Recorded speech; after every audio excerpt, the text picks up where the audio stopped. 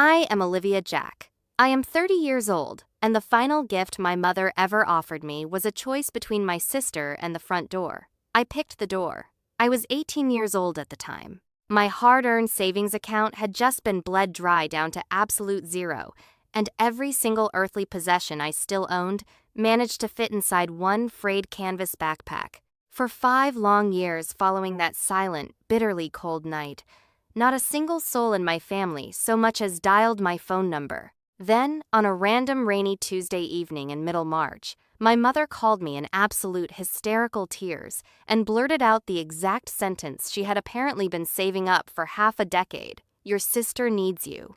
When I finally unraveled the real, twisted reason hiding behind that frantic phone call, I sat alone inside my car in a dim hospital parking lot and laughed until my ribs literally ached. But here is the part none of them could have possibly predicted. The laughing was not the end of the story. It was barely the opening line. I grew up inside a comfortable 2-story suburban house with a framed needlepoint sign hanging right above the living room couch that read, "Family First." My mother, Eleanor, stitched every single letter herself. I used to genuinely believe in those words. It took me nearly 2 decades to realize that the needlepoint sign never specified which exact family member was supposed to come first. That entire household operated on a very simple, unwritten system, and the system contained exactly 2 assigned roles. My older sister, Chloe, held the primary role, being utterly fragile. She was the golden child, the porcelain doll, the one whose delicate feelings could be bruised by a mild weather forecast. Her assigned role came packed with lifetime benefits, endless excuses, and total immunity from accountability. My assigned role was the exact opposite. When Chloe was 12 and knocked my mother's favorite heirloom glass vase onto the floor, shattering it into 100 sharp pieces, I was 8 years old, and I was the one silently handed the broom. Nobody ever made a formal announcement. It was simply understood, the exact same way you instinctively know which chair belongs to your father. When I brought home a report card filled with straight A's, it stayed pinned to the refrigerator door for maybe 3 days before being tossed out. Chloe's basic certificate for participating in a middle school choir hung proudly in a gilded frame in the main hallway for a decade. My parents loved me, sure, but their affection came in one specific flavor: absolute confidence. Confidence that I would manage. Confidence that I would cope, adjust, absorb, and sweep up the debris. In our household, the phrase, "You are so strong," was never once intended as a genuine compliment. I learned to flinch whenever I heard those words spoken out loud, the exact way a tired waitress flinches when a party of 12 walks in 10 minutes before closing time. Because in the Jack household, praise directed at me always arrived with heavy baggage attached. Someone was about to hand me something backbreaking to carry, and the compliment was merely the drop-off receipt. Before we dive deeper into this story, subscribe to see how this unfolds, and type which country you're watching from in the comments below. I would love to say a personal hello to you just to see how far our story is traveling today. I just didn't know yet how heavy that baggage could get. I found out the exact spring I turned 18. At 15, I had managed to secure my very first job, running a cash register at a local grocery store.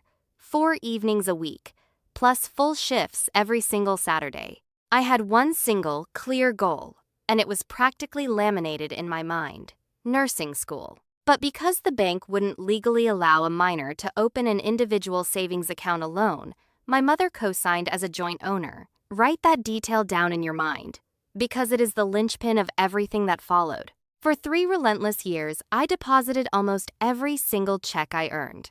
Birthday cash went into that vault. Christmas money went in. I voluntarily skipped my senior class trip to Chicago just to deposit those extra dollars, too. By the spring of my senior year, the available balance read precisely $9,300. I used to stare at that printed paper balance the exact way other teenage girls stared at high-end prom dresses. Meanwhile, Chloe was actively running her own chaotic life experiment in the complete opposite direction. She started at a local community college and dropped out before the first semester even ended. She impulsively married a long-haul trucker named Mark just 4 weeks after meeting him at a diner. had a baby girl named Maya at 21, and separated from Mark before little Maya could even take her first steady steps. She and the baby moved into a small apartment 15 minutes away from my parents, and my parents quietly paid for almost every single cent of her living expenses, the exact way you pay a utility bill you are deeply embarrassed to discuss in public. I loved little Maya from the very first day she was brought home.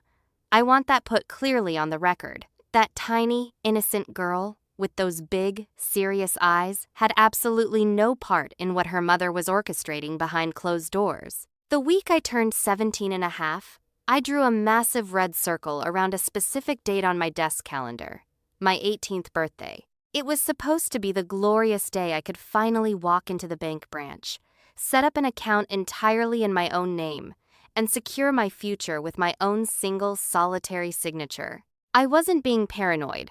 I was lazed in that specific house, and I was entirely fluent in its silent mechanics. I fully planned to transfer every single cent the exact morning I turned 18.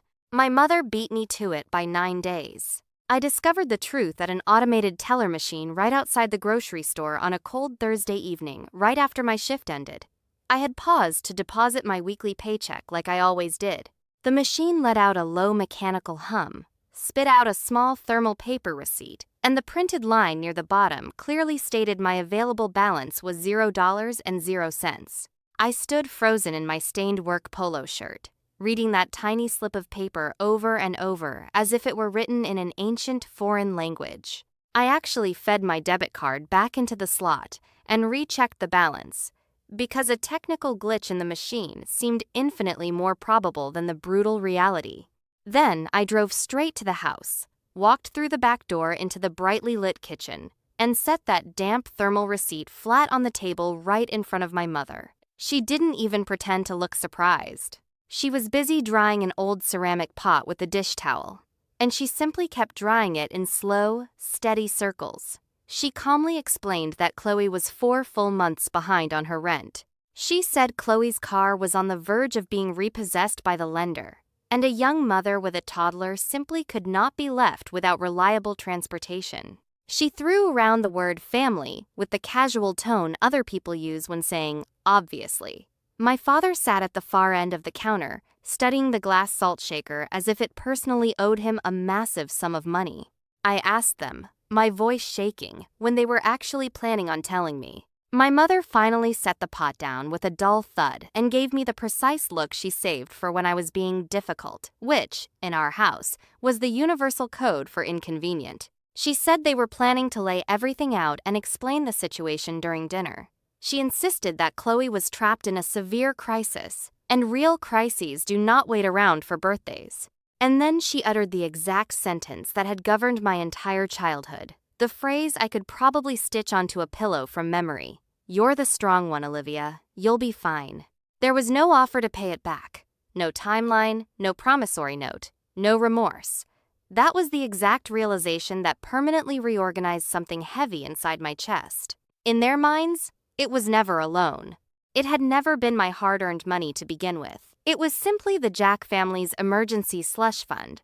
I was the designated emergency employee, and the emergency was always, without fail, going to be Chloe. I did not scream or throw a scene. I went upstairs to my bedroom, sat on the edge of my mattress, and began making phone calls because even at 18, taking action was just who I was. The bank customer service representative was immensely polite and completely useless. Joint account, joint owner. Every single dollar withdrawn was entirely legal as sunlight. The woman on the phone was exceedingly kind, the way people usually are when they are handing you absolutely nothing. On Friday morning, I called the local police non-emergency line and laid out the facts. The responding officer let out the long, weary sigh of a man who had heard this exact domestic tragedy 100 times before. If her name is legally on the account, miss, he explained, it isn't theft in the eyes of the law. There's no crime committed here, just family drama. I want to be crystal clear about this part. I did fight it. I fought with every legal tool available to a high school senior, and I lost in under 24 hours on the merits of a rulebook my mother had signed us both into when I was 15 years old. On Saturday afternoon, my parents summoned me down to the kitchen. Resting on the wooden table was a cleanly typed piece of paper. My father completely refused to meet my eyes. The bold header at the top read Family Loan Agreement, but the actual text printed underneath declared that the $9,300 had been my voluntary financial gift to my sister, offered freely out of sisterly love, with zero repayment expected or required. All it needed to complete the illusion was my signature at the bottom. My mother held out a blue ballpoint pen and softly explained that signing the document would allow us all to move forward without any lingering bitterness or ugliness. I looked her dead in the eye and asked what would happen if I refused to sign my name. My mother's voice dropped into a register flat and smooth as a sheet of black ice. Under this roof, we operate as a family. If you can't live by that standard, Olivia, there is the front door. I turned my gaze toward my father. He kept his eyes locked firmly on the grain of the wooden table. I walked right back up to my bedroom, pulled my old canvas backpack out from the back of the closet, and began folding. You would be genuinely surprised by what actually makes the cut when your entire life has to be compressed into a single bag. 2 work polos, 2 pairs of jeans, my essential personal documents tucked inside a plastic folder birth certificate, Social Security card, and that zero-balance ATM receipt folded carefully in half. Some deep part of me already understood I might need physical proof someday to remind myself I wasn't the crazy one. I also brought along one single photograph. Little Maya at her first birthday party.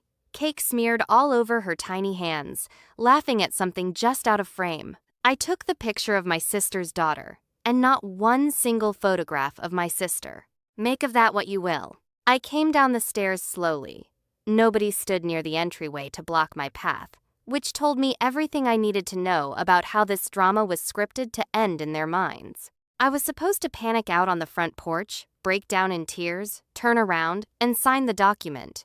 My mother remained in the kitchen. Through the archway, I could see her vigorously wiping down a tile counter that was already immaculately clean. My father stood near the garage door with his hands jammed deep into his pockets. As I walked past him, he silently pressed something small into my open palm without saying a word, then immediately turned away to inspect the lawnmower. 2 folded $20 bills. $40 total.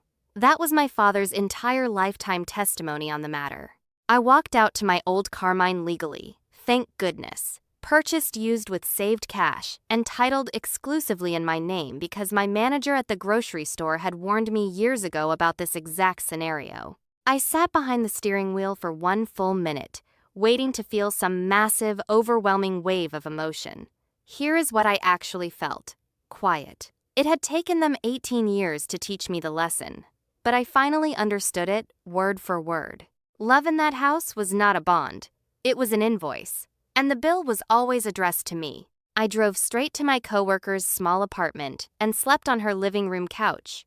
Nobody from my house called that night. For the next 5 years, I moved forward fast because I refused to make my story sound any sadder than it actually was. I slept on that couch for 6 weeks, paying my share in groceries. I enrolled in a 6-week certified nursing assistant course, the absolute cheapest ticket into healthcare that exists, and began working grueling shifts at a local rehabilitation facility, wiping down handrails, and learning that human bodies and human families fail in remarkably similar ways. I worked 2 jobs while knocking out my nursing prerequisites at a community college, taking 1 class at a time. At 20, I gained admission into a 2-year nursing program with a partial scholarship and a small federal loan.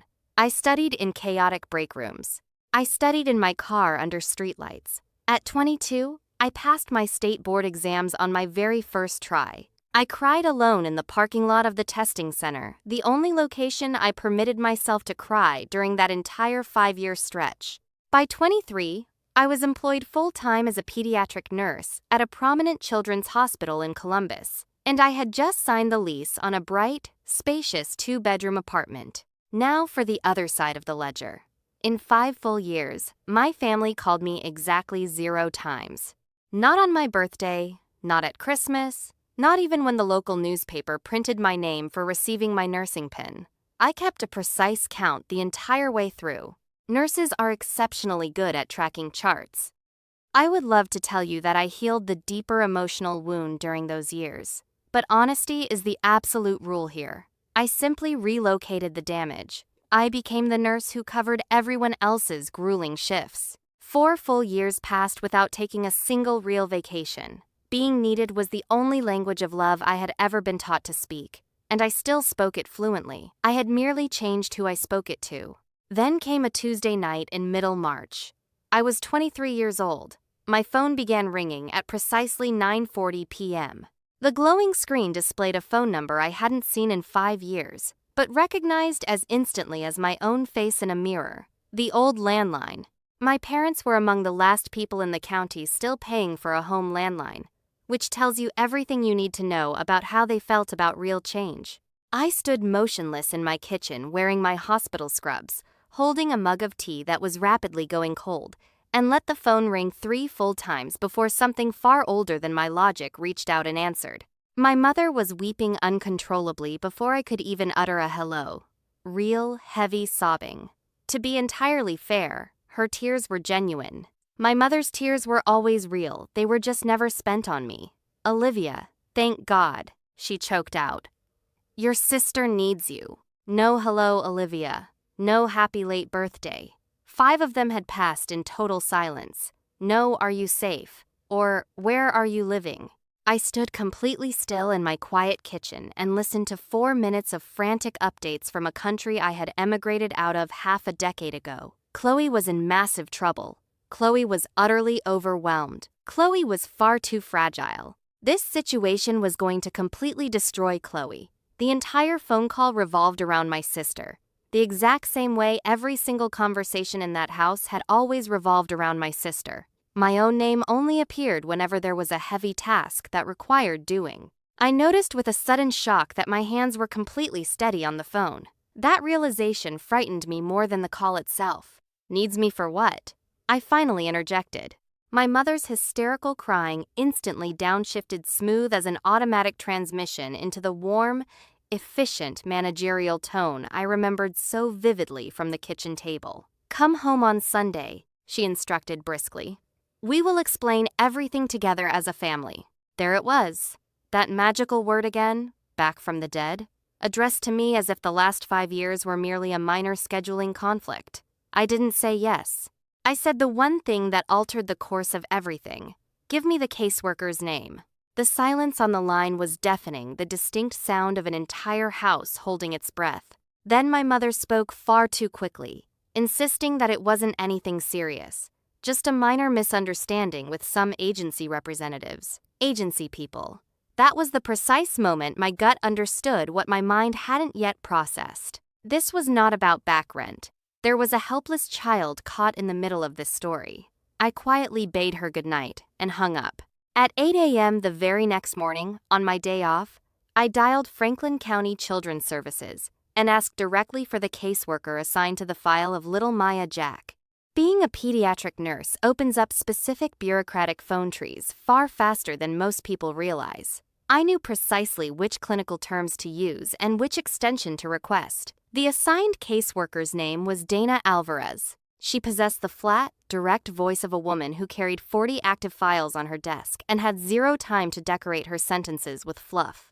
I trusted her authority within 30 seconds on that basis alone. Here is what she was legally permitted to disclose to me, and what my mother had somehow neglected to mention during her frantic evening call.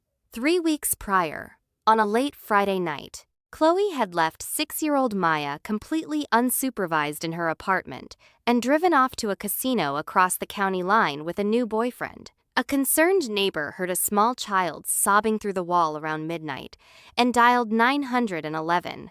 Police officers found little Maya sitting alone on the couch in the dark with the television blaring and a stale box of dry cereal. Chloe didn't return home until noon on Saturday. She was promptly cited for misdemeanor child endangerment, and the county immediately opened a formal protective case. Maya had been temporarily placed with my parents ever since. I wrote every single detail down on the back of an electric bill in stark block letters, the exact way you chart a critical patient you cannot afford to get wrong. Then caseworker Alvarez dropped the real bombshell. There is a major complication regarding the grandparents' home study. Are you calling us as a potential placement option? I told her honestly that I didn't yet know what capacity I was calling in. Then I spent the next 48 hours unearthing what that complication actually meant. And that is when the bitter laughing started. Piece number 1 came directly from Alvarez. My parents' home study had been formally rejected. The reason had nothing to do with their age or income. It failed because Chloe had moved back into their house, into my old childhood bedroom.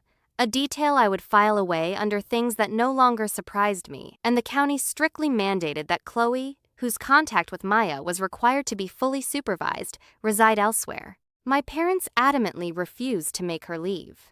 My mother had actually stated to the caseworker in writing that no government agency had the right to lock her own daughter out of her house. Sit with the wild hypocrisy of that sentence for a moment. Piece number 2 arrived during my mother's next phone call, sweet as apple pie, when she finally laid out the true grand plan. Olivia, honey, it's all just bureaucratic paperwork. You have the completely spotless record. You have the respectable nursing job and the nice apartment. Maya gets officially registered at your address. The county checks their little boxes, and then everything goes right back to normal. She'll stay with us and her mama most of the time, and you won't hardly have to lift a finger. You're the only one in the family whose background check comes up totally clean. Honey, you work in healthcare. They will listen to you.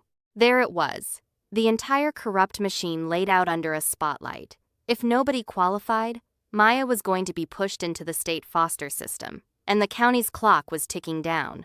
They didn't want their estranged daughter back. They wanted an address, a spotless record to lease, the exact way you lease a self-storage unit. I sat inside my parked car in the hospital lot after an exhausting 12-hour shift, and I laughed until my ribs burned and tears blurred my vision, because I finally saw the cosmic joke. The clean record was the ultimate punchline. My stable career, my spotless background, my active nursing license, every single asset they desperately needed from me existed solely because they had thrown me out into the cold 5 years ago. Their cruel punishment had built their only escape hatch, and they didn't even have the awareness to hear the joke. I didn't laugh for long. Somewhere across town, a 6-year-old child was sleeping in a house governed by the exact same set of toxic rules that had chewed up her mother and me both, just from different ends of the machine. And the county clock was ticking down toward a stranger's spare bedroom. So on Monday morning, I dialed Dana Alvarez back and spoke a sentence I had spent hours rehearsing in the shower. I would like to be formally evaluated as a kinship placement, the real version. Full home study, background check, no shortcuts. I heard the sharp tap of her pen instantly stop on the notepad. Then I added the second part, much slower, because it was the real line in the sand. And anything my family tells you, please verify with me directly. From this moment on, everything I do in this case happens in broad daylight. Alvarez went quiet for a beat. People in her profession can hear the profound difference between a desperate volunteer and a deliberate recruit. I think she was determining which one I was. Then she began reading off the list of rigorous requirements in her flat. Methodical tone, fingerprints, financial verification, background checks, 3 character references, none of whom could be related to me, which was the easiest requirement I had ever met since no relative had spoken to me in 5 years. A state worker walked every square foot of my apartment, checking window latches and smoke detectors, and asked where the child would sleep. I stood in the doorway of my spare room, the one I had planned to turn into an office, and heard myself say, "Her room is right here." I moved my desk into the living room that very weekend. I officially switched from night shifts to day shifts, which cost me my differential pay, the first real financial sacrifice this fight demanded of me, and I paid it without hesitation. My mother called that evening to check if I had fallen in line. I told her I was moving forward for Maya's sake, the real version, I specified, not the paper version. My mother let out a long, relieved sigh and said she always knew I would step up. She said she had already told the whole family I would, because I was always the strong one. I let her hold on to that illusion. Some people you confront, some people you simply stop translating for. She heard a yes, and hung up feeling triumphant. She had absolutely no idea we had just committed to two entirely different outcomes, and only one of us could be right. On Sunday, I drove out to my parents' house to assess the stakes. 5 years away, and the house had not shifted an inch. Family First still hung over the sofa. Chloe's choir certificate still hung in the hallway, its gold sticker fading. And right in the center of the living room, my sister came at me with her arms wide open, crying my name as if the last 5 years were merely a minor road trip I had taken. I always told everyone my little sister would come through for us. She announced dramatically to the room, wrapping her arms around me. I stood there being hugged and recognized the gesture for what it truly was. Not gratitude, but a filled job posting. My mother beamed with pride at the reunion she fully intended to brag about at church. My father held his coffee mug like a man standing at a bus stop in bad weather. And on the far end of the couch, taking up as little physical space as a human child possibly could, sat 6-year-old Maya, her ankles neatly crossed and her hands folded in her lap. Maya possessed Chloe's soft features, but absolutely none of Chloe's noise. I observed her during that entire visit, seeing what only a trained pediatric nurse sees. A child who tracked every single adult in the room like a tiny air traffic controller. She got her own water from the kitchen tap by standing on a small wooden stool someone had placed there for that exact purpose. Drank it quietly, washed her glass in the sink, dried it with a towel, and put it neatly away. She was 6 years old. Nobody else in the room paid any attention, because in that household, self-sufficiency in a child was never seen as a warning sign. It was viewed as a convenience. I recognized that still. Ankles crossed posture from old photo albums. It was mine. When I stood up to leave, Maya slid off the sofa, followed me to the front door, and stood there gathering her courage. Then, looking down at my knees, she asked in a tiny voice, "Are you the aunt with the spare apartment?" They had discussed the entire legal arrangement right in front of her. At 6 years old, she already understood she was a piece of cargo with a tracking number. I knelt down to her level, looked into her eyes, and said, "Yes, Maya, I am your Aunt Olivia, and my apartment has a room that belongs entirely to you." She gave a single nod, filing the information away, and walked back to her spot on the couch. Over the next 2 months, during approved weekend visits, I got to know who Maya really was. On her first Saturday stay, she walked into my apartment carrying her own small bag and conducted a thorough, silent inspection of the place, touching nothing. Then she asked me 3 specific questions. Which food am I allowed to eat? I opened the pantry and told her any shelf was hers, and anything with a blue sticker was fair game without asking. Where do I go when you have guests? I told her nowhere, this was her home too. What happens if I break something? And there it was, her entire short life summarized in one question. I pulled a plain drinking glass from the cupboard, handed it to her, and explained that things break. We sweep up the mess, and nobody gets punished over an accident. Then, on her second weekend, I found it.